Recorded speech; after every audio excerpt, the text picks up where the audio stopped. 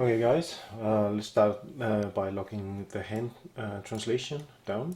I will show this for the left hand first, and I might do this of the rest of the right hand off video.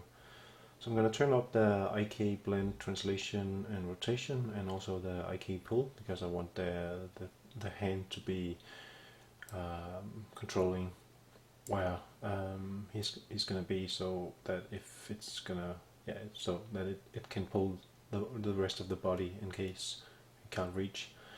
And right now I'm on body parts, but I think I might change this to selection. Okay. So I'm also going to use the story for this. And I'm also going to use a position constraint.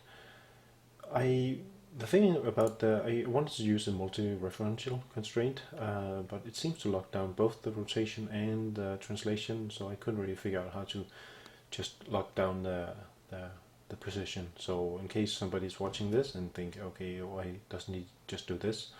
That's because I frankly don't know how to just use this one and only use the translation.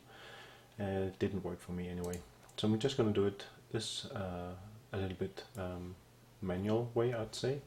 So let's zoom in on the hand really. So I'm going to drag in a position constraint on top of the wrist constraint effector, and say this is the one that I want to constrain, and I want to constrain it to this box here. So this is hold 1. I'm gonna hold X down and drag this down, left drag to source 1. So I'm not gonna worry about the rotation, because we have tons of rotation stuff going on, which we need to take care of anyway. But I'm gonna add this constraint here to my story. So I'm gonna insert constraint track, and I'm gonna insert, how do I do this? Let me just get a window here with the story. Where did that go? Okay, I can only have one story. Oh wait, anyway, so I'm gonna get another navigator. The reason why I don't want another navigator is because every time I do that, it turns this view into this. Okay, right now it looks correct. Okay, because sometimes I lose this view, so then I have to go through the properties to get access to this, and yeah, just prefer to have it this way. So yeah, I'm gonna go to the story, and I'm gonna drag in this position constraint here, and I think, yeah. I want to drag this into the point where I want it to be constrained.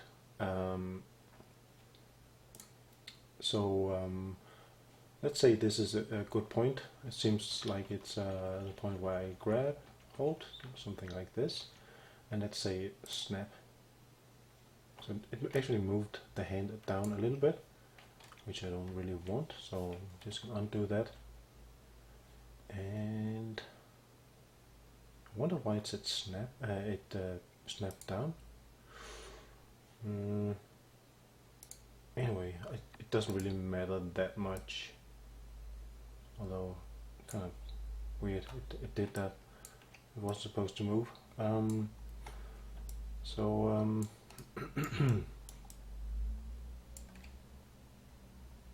Alright, I'll have to look into that later. Anyway, so now we have the hand locked in the translate. So we can see the gray skeleton is the original animation. It's moving off back and forth, and actually all kinds of places. So if we move forward a little bit, we can see this is a place where it's supposed to go off. So I'm just going to watch the hand when they open. So I'm just going to go back a little bit and say my story. This is actually here, so I'm going to size this down a little bit. Okay, so this is where it needs to go off. Right, so right now it's gonna pop into place, and that's not really what I want. And it's also gonna pop into place in the beginning, so like here, a little pop here.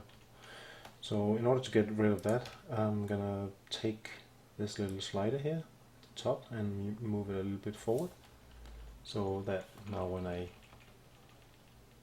pass this area, it's gonna ease into it. And we're gonna do the same at the beginning, at the end. So I'm gonna just take a few frames, something like this, and I'm just gonna watch the animation.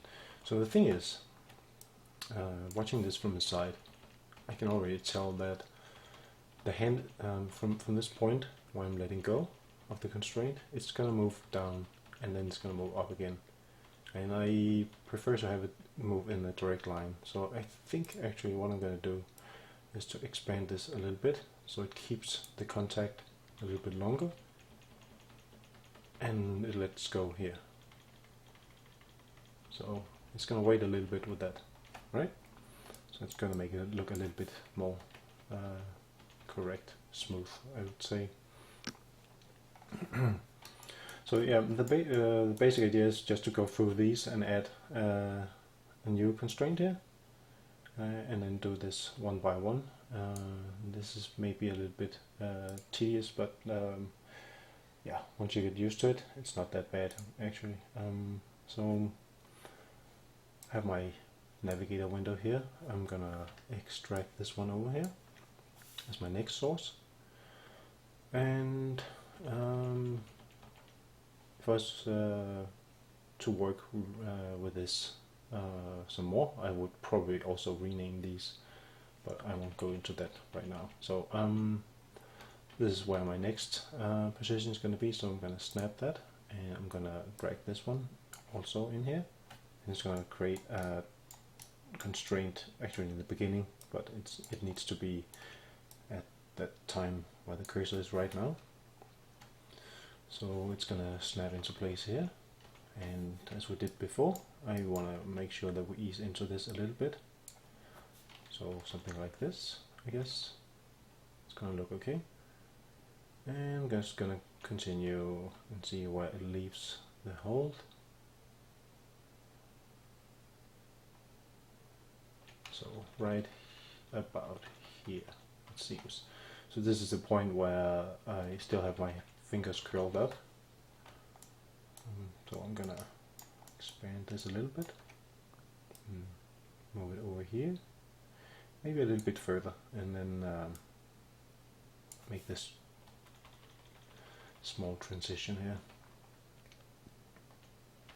And that seemed like it just popped off the wall again, so I might just drag it over a little bit, maybe make this transition a little bit longer.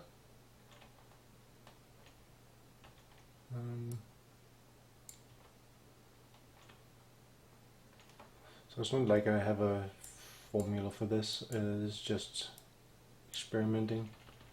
So this looks like it's popping off right still. Yeah, need to make this a little bit longer, I think. Okay, so that looks pretty okay. The thing is, my hand is gonna, this is the point where it opens up, so actually I need to be here, and then move this a little bit further out, I guess. So yeah, that's probably still a little bit stiff, I'd say. So, but anyway, I'm gonna go with this, otherwise it's gonna take too long.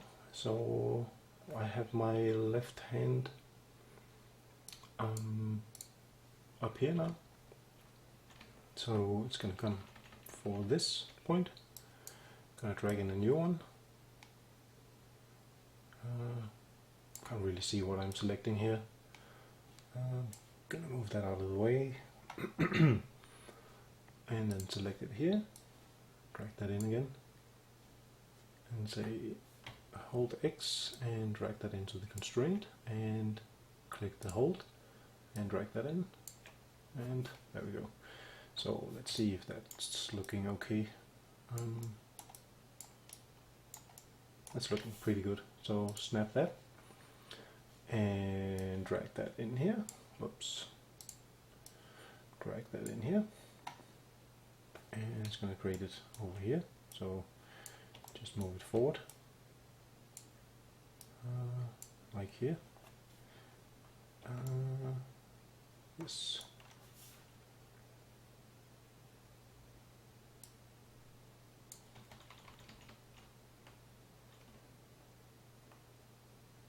It looks pretty good. And let's see, I'm gonna swing off a little bit, and then here I'm gonna drop off. So here I'm still hanging. So I want this to go here. And actually I want it to be at this point where it's completely released. And then I want to move to this point where they are closed, and then move this one here. That should create a nice release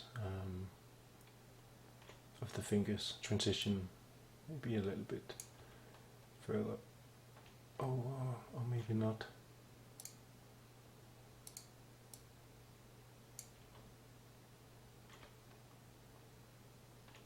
Okay, that was a bit too much. It's like the hand is popping up here, so I guess I want to forward that. That was too much.